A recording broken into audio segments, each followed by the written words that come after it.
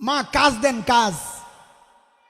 আজকেও হযরত ওমরকে অবাক করে বুড়ি জবাব দিচ্ছেন, বাবা প্রতিদিন যিনি করেন তিনি তো কাজ করে চলে গেছেন, কখন এটা? তাহাজ্জুদের ওয়াক্তে যায় হযরত ওমর কাজ পায় না।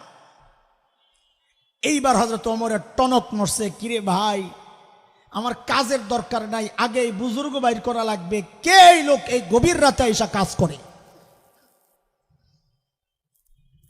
পরদিন এশার নামাজের পর সাইয়েদনা ওমর ইবনুল খাত্তাব রাদিয়াল্লাহু আনহু বুড়ির বাড়ির সামনের এক ঝোপের আড়ালে চুপচাপ বসে আছেন। দেখবেন এই গভীর রাতে কে কাজ করতে আসে।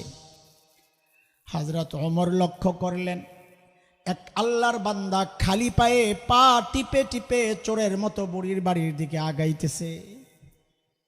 হযরত ওমর রেডি আসেন, যেই না সামনে আসছে হযরত ওমর দাঁড়ায় গেছেন, মানামতা আয় কে আপনি?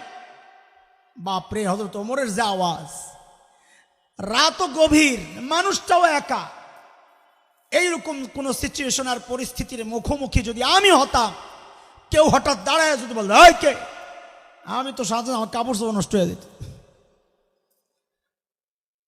কিন্তু হযরত ওমরের ওই আওয়াজে ওই ব্যক্তি ভয় পাবেন থাক দূরের কথা, বরং হযরত ওমর যাকে দেখেছেন দেখা নিজেই চমকায়া গেছেন। দেখেন ইনি আর কেউ না, খলিফাতুল মুসলিমিন আবু বকর সিদ্দিক রাদিয়াল্লাহু আনহু।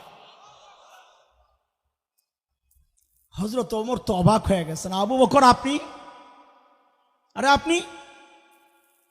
পায়ের দিকে তাকায় দেখে জুতা নাই। হযরত ওমর আবু বকরকে বড় মহাব্বত করতেন, লাইগা থাকতেন। লাইগা মানে বেশি আমল করার লাগা, এটা গুতাগুতির লাগা না, প্রতিযোগিতা, বেশি আমল করবে।